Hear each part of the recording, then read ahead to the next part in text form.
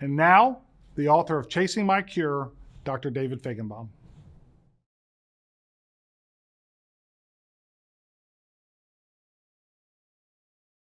Thank you so much, Skip, for this opportunity. I wish that we could all be together today, but COVID-19 has changed our world in myriad ways.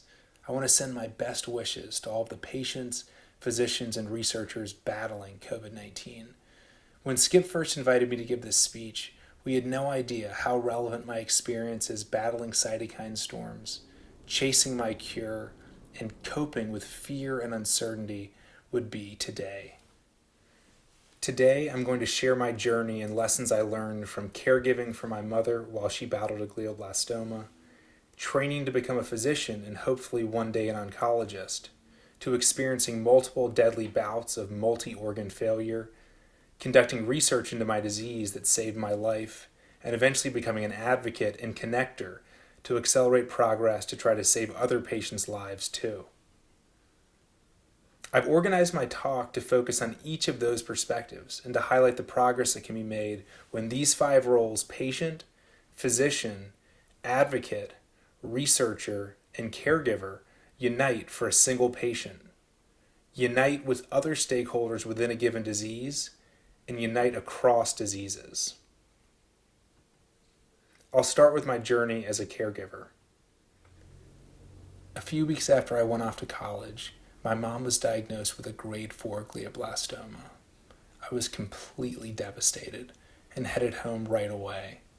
We knew the most important thing we could do was to find the expert, because the expert would have all of the answers that we needed. So we went to Duke. I remember feeling a sense of peace as we passed the sign in the lobby before my mom's brain surgery. At Duke, there is hope. When the doctors came by to talk to our family, I wasn't interested in average survival.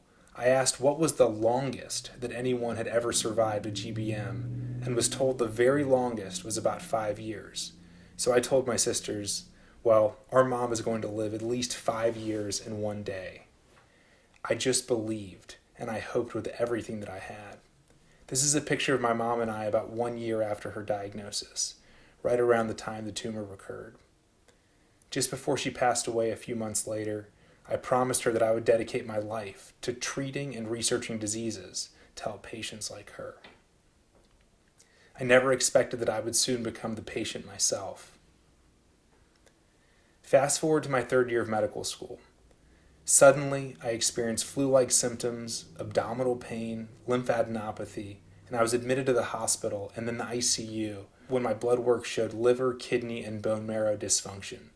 I kept noticing these blood moles appearing all over my body and pointed them out to my doctors, but they kept telling me, your vital organs are failing. Forget about the blood moles. I could understand why they'd say that. A retinal hemorrhage made me blind in my left eye. I needed dialysis and daily transfusions. I gained 70 pounds of fluid and even had my last rites read to me when my doctors didn't think I would survive. I consider that moment when I had my last rites read to me to be the start of my overtime, time when I could first fully appreciate just how precious life is. With COVID-19, I think we're all feeling a sense of overtime where the clock could run out at any moment. Fear is an understandable feeling, fear for ourselves and for our loved ones. But let's use this sense of overtime to focus on the most important things in life and liberate us to be our best selves. Within days of my last rites, the results of a lymph node biopsy came back. The histopathologic features, which included atrophic germinal centers and hypervascularity, were consistent with HHV negative or idiopathic multicentric Castleman disease. Many of you all may be familiar with Castleman disease, and many of you may not. Castleman disease is diagnosed in approximately 5,000 patients each year in the U.S. It affects individuals of all ages, and it really describes a group of 4 separate diseases that all share a common histopathological appearance that was first described by Benjamin Castleman back in 1954. Unicentric Castleman disease occurs in a single lymph node and responds well to surgical excision. Multicentric Castleman disease involves multiple regions of enlarged lymph nodes and a cytokine storm. It can either be caused by uncontrolled infection with human herpes virus 8, by cytokine production from monoclonal plasma cells, often associated with POEM syndrome, or it can occur for an unknown cause, which we call idiopathic multicentric Castleman disease, or IMCD. I'll focus on IMCD. To diagnose IMCD, you need to have multicentric lymphadenopathy, a lymph node biopsy revealing characteristic histopathology, at least 2 clinical or laboratory features found in IMCD, and exclusion of overlapping conditions. IMCD has a similar 5-year overall survival to all cancers combined, and it really sits at the intersection of a number of disorders, including autoimmune, malignant, and infectious diseases, and can easily be misdiagnosed as each. When each of these diseases were ruled out in my case, I was diagnosed with idiopathic MCD and immediately started on treatment.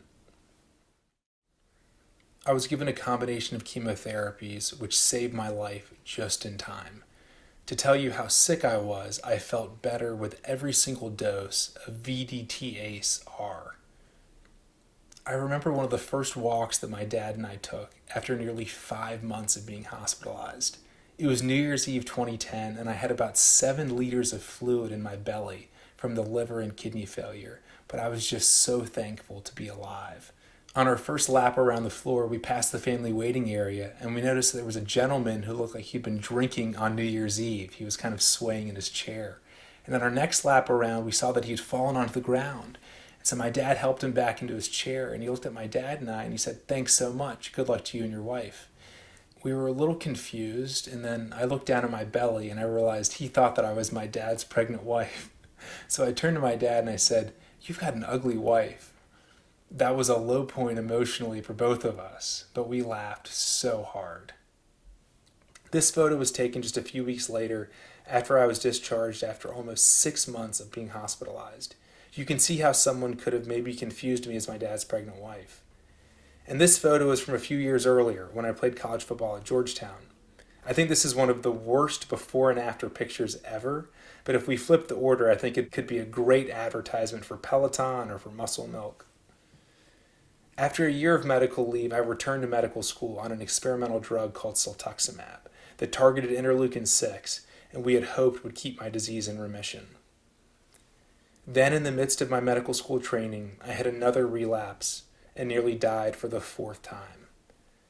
While I received another round of VDT-ACE-R, I had a conversation with my doctor, Dr. Fritz van Rie, the world's leading expert for Castleman disease. He explained that I had relapsed on the only drug in development, and there were no new drugs or targets known. I asked him questions about what caused the disease and how it could be stopped. His answers, "No one knows," made me realize that for some diseases, finding the expert doesn't mean that they'll have all the answers. The world's expert only knows as much as the world knows. As oncologists, you're forced to say, "No one knows. Let's hope this will work, and there's nothing more we can do, more than you would like." I'd been told the same thing about my mom, but I remained hopeful. This time, I knew that I could no longer just hope that things would work out. If I wanted to have a future, I would need to turn my hope into action. I promised my family that I would dedicate the rest of my life to trying to identify a treatment and a cure for Castleman disease. When I got out of the hospital, I began looking into the state of research for IMCD. I learned that about $10,000 was invested in IMCD translational research each year. 0 NIH funding had ever gone to IMCD. There were no patients in a contact registry because there was no contact registry. 2 advocacy organizations existed, but there was no infrastructure or plans for research. No cell lines, animal models, or biobanks existed. The disease, as a result, was very poorly understood. There was no diagnostic criteria, and though some treatments were being used off-label, like the chemotherapy I was getting, there were no treatment guidelines and no predictive biomarkers for what treatments would likely work the best. There were no FDA-approved treatments, and there was only one drug in development, ciltuximab, that targeted interleukin-6, but it had now failed to work for me. This is a framework showing where things were in 2012. The clinicopathological picture had been described quite extensively, and the driver of IMCD was identified by Kazuo Yoshizaki as interleukin-6 in a large portion of patients. But even in those patients, the key signaling pathways, cell types, and etiology of the elevated interleukin-6 was not known. Nevertheless, drugs targeted at interleukin-6 like cetuximab and the interleukin-6 receptor like tocilizumab were used against IMCD and effective in about 1/3 to 1/2 of patients. Unfortunately, I didn't fall into that category, as I had now relapsed while on interleukin-6 blockade with cetuximab. Without anything to target, nonspecific chemotherapies like VDT-ACE are used for patients like me. As I shared, the discovery of interleukin-6 as a driver in IMCD was made by Dr. Kazuo Yoshizaki, and he went on to develop a drug to target the receptor for IL-6. When I heard that he had given the drug to himself to prove that it was safe as the first human, I asked him about that. And he said, No, I didn't give the drug to myself. The nurse, she gave it to me. Kazuo was the first human to get this drug, which went on to get approval for IMCD in Japan and for rheumatoid arthritis and CART-related CRS in the US. You may remember that it was used to save the life of one of the first pediatric CART patients, photographed here. It is now being used with some anecdotal success against COVID-19, where drug repurposing provides our greatest hope in the short term before a vaccine is developed. Tocilizumab is such a great example of focused research and drug development within a rare disease being spread to many other diseases. Recognizing the important work ahead, I knew that I couldn't do it alone. I would need to become an advocate and a connector. I looked into how other rare disease research foundations advance progress. I found that patients typically raise funds and researchers are invited to apply to use the funding through RFPs. A small fraction of the disease field submits their ideas through applications, and then an even smaller fraction is awarded funding. We basically hope the right researcher applies for the right project at the right time. There's no overarching strategy or research agenda, and limited to no patient perspective is infused into the direction of research. So rather than raising money and hoping the right researcher would apply for the right project at the right time, we spearheaded a new approach that we called the collaborative network approach, where we built a community of 400 plus physicians and researchers in our field and related diseases, and over 1,000 patients around the world. We crowdsourced the best research ideas from the entire network and prioritized them into a research agenda. Then we recruited the world's top researchers to perform those prioritized studies within the Castleman disease field and related fields. We raised funds, procured samples and data, performed studies, analyzed the data with an eye towards identifying existing drugs that could be repurposed, and finally disseminated knowledge to continue to improve our crowdsourcing process. One of the first things we did was hold a webinar for patients, and we showed a picture of a Castleman photographed here. 2 weeks later, this showed up on our Facebook page. One of our patients had gotten the Castleman tattooed on his shoulder. If this is not patient engagement, then I don't know what patient engagement is. I assembled an incredible team here in Philadelphia of medical school and business school classmates, patients and volunteers. You can see many of us doing what we call the Castleman flex in these photos. Together, we've launched over 25 studies, which you can follow the status of here. In the midst of this progress, I graduated from medical school and got engaged to the love of my life. Then I relapsed and needed multi-agent chemotherapy to save my life again. I knew I wouldn't make it to our wedding day unless I found a drug to keep me in remission, so I dove headfirst into research. At this stage, I had failed to respond to all drugs that had ever been given to patients with my disease, and I began searching for a novel approach. I mapped out results from cytokine panels in the months leading up to my relapse and found that 2 of the 13 cytokines measured began to rise months before the flare. One was soluble IL-2 receptor, a marker of T-cell activation, and the other was VEGF. We confirmed the increased T-cell activation and VEGF levels by serum proteomics and flow cytometry. An important role for VEGF was also consistent with the increased vascularity that was observed in my lymph nodes, those damn blood moles that I had been complaining about to my ICU doctors when I first became ill and with each relapse, and the capillary leak syndrome that I had experienced. So then we asked, is there a druggable target critical to both T-cell activation and VEGF that could also suppress other cytokines from being produced? I performed pathway analyses on the proteomics data, which revealed mTOR as a candidate driver pathway. As you know, mTOR is also critical to T-cell activation and VEGF production. So I performed immunohistochemistry for phospho-S6, a marker of mTOR activation on normal reactive lymph nodes and on my lymph node. Here you can see the reactive lymph node and then mine, which confirmed that the mTOR pathway was highly active. Knowing that mTOR was active didn't guarantee that blocking it would work, but it was a lead. Thankfully, multiple mTOR inhibitors exist with tolerable safety profiles, so I began testing the mTOR inhibitor sirolimus on myself as the first patient with my disease ever treated with it. After nearly dying 5 times in my first 3.5 years after diagnosis, I've been in remission for 76.81 months. I say 76.81 months because I know I can't round up. I may relapse and be in the ICU tomorrow. But I also refuse to round down because my team of physicians and researchers have fought so hard for every day of remission.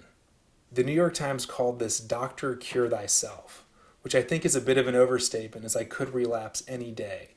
But during this remission, I was able to make it to my wedding day and marry my wife. We've gone on to expand these findings to other patients. We reported these discoveries in me and 2 other patients who also responded to sirolimus last year. We recently demonstrated increased mTOR activation across 26 IMCD patients and also recently identified JAK1/2 mediated type 1 interferon signaling as a potential mechanism driving the increased mTOR activation in IMCD. Based on this work, we've treated other IMCD patients with sirolimus as well. Below is a photo of a patient who responded well to sirolimus, and also 2 patients, Sergio and Lisa, who did not respond and passed away just a few weeks later. We continue to push with everything that we have to advance research and treatment for patients like Sergio and Lisa. Here you can see the progress we've been able to make over the last 8 years. We went from $10,000 a year invested into translational research to raising about $1.4 million that has led to an additional $10.1 million in external funding. The NIH provided the first ever IMCD research grant to my lab recently, and now there are over 1,200 patients in a contact registry. We went from having 2 advocacy organizations to now having 1 central collaborative network with a unified research infrastructure and also collaborative research agenda. We have the first ever biobank with disease models currently in development. Many questions remain, but a lot of progress has been made. We now have our first diagnostic criteria, first treatment guidelines, first predictive biomarker of response, first FDA-approved treatment, siltuximab, and now we have an additional drug in development, sirolimus. And we found that another 40 drugs have been used off-label according to our natural history registry. This is a listing of the ways that you can help in the fight against Castleman disease. When you treat a Castleman's patient, please share a link to cdcn.org and let them know about our registry and biobank. Join the CDCN community and don't forget Castleman disease on your differential. Collaborate with us on research studies on our sirolimus trial. Let potential trainees know about the work that we're doing, and tweet about Castleman and Chasing My Cure today to help raise awareness.